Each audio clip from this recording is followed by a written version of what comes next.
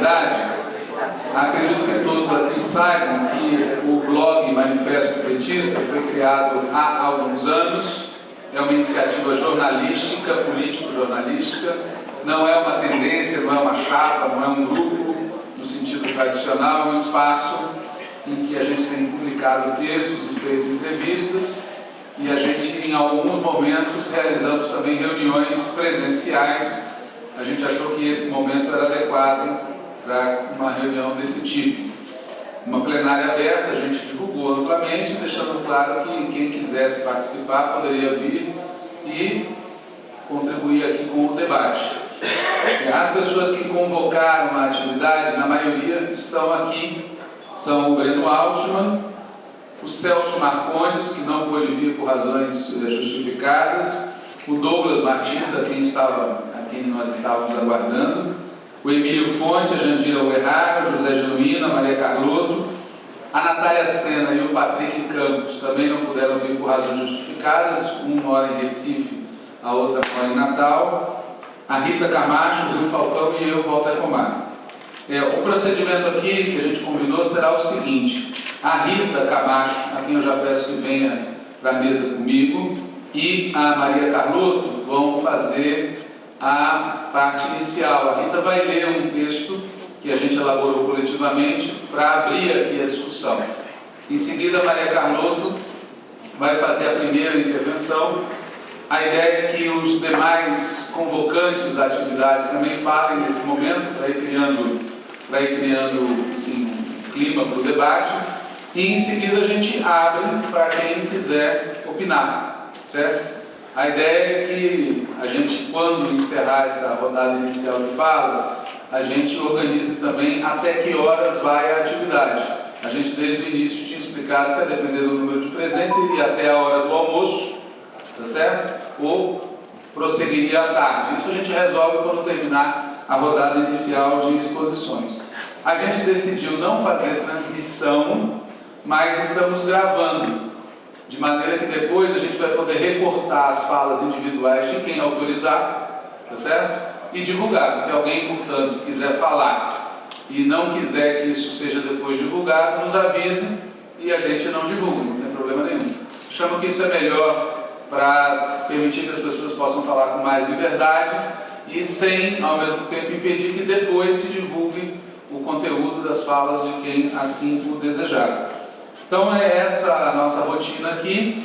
Eu já passo a palavra para a Rita, que vai fazer a leitura, depois para a Maria, que vai fazer a fala inicial, e eu peço a quem for falar, seja nessa primeira rodada, seja em seguida, que venha à mesa também, porque isso ajuda a pessoa que está gravando, vai ter um microfone disponível, a pessoa vem, senta, faz a fala e depois se retira e vem a próxima pessoa. Quando a gente abrir, a gente combina o tempo de fala, tá bom?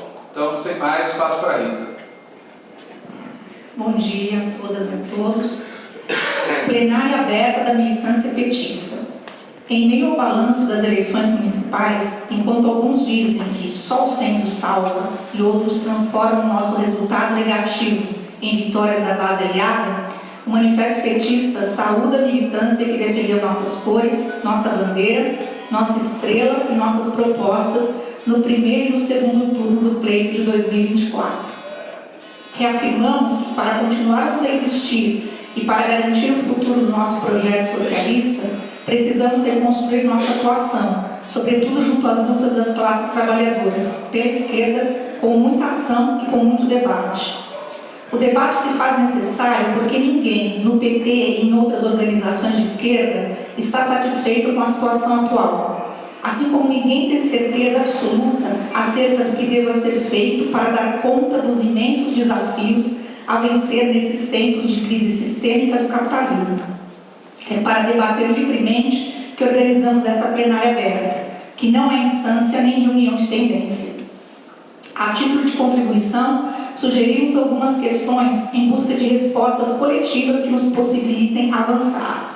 1. Continua atual o nosso manifesto de fundação, que atribuía ao PT a pretensão de ser uma real expressão política de todos os explorados pelo sistema capitalista? 2. Como reconstruir nossos vínculos cotidianos com a classe trabalhadora, cuja maioria é composta por jovens, mulheres, negras e negros? 3. Como combater o racismo, o machismo, a homofobia, a misoginia, a transfobia e todas as formas de discriminação e preconceito? 4. Como combinar a atuação nas redes digitais e a preocupação das ruas, e a reocupação das ruas, retomando as mobilizações populares? 5. Como revitalizar as organizações de base, entre as quais as associações de bairros, as entidades comunitárias e os sindicatos? 6. Como impedir que o PT se converta num partido sem democracia interna, controlado por parlamentares, governantes e atuante apenas nos períodos eleitorais? 7. Como estimular a filiação ao PT, garantindo que existam espaços de militância com formação política, informação e real participação? 8. Como desenvolver projetos de formação política e de análise da realidade brasileira?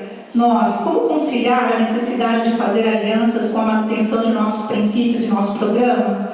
10. Como democratizar a comunicação, combatendo o oligopólio da mídia e das big techs, em consonância com o que determina a Constituição Federal? 11. Como impedir que as grandes empresas de tecnologia violem nossa soberania digital, impondo uma ditadura algorítmica sobre as redes ditas sociais? 12. Como alterar os artigos da Constituição Federal para que as Forças Armadas cumpram o papel de defender a soberania e respeitar a democracia, abstendo-se de participação política dentro e fora dos quartéis? 13. Como desmilitarizar as polícias, ou seja, como termos uma polícia que não use armas contra o povo, especialmente contra a população jovem, negra e periférica?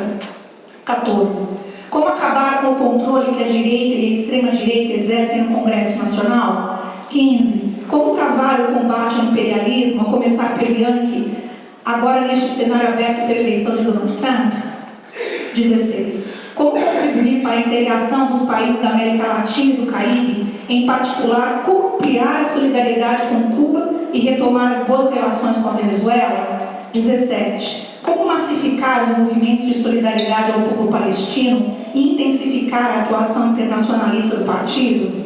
18. Como estabelecer a soberania democrática sobre o poder judiciário? 19. Como adotar políticas de governo que libertem o Brasil da ditadura do capital financeiro e da condição de país primário exportador? 20. Como superar as amarras do novo marco fiscal, do déficit zero e dos cortes orçamentários?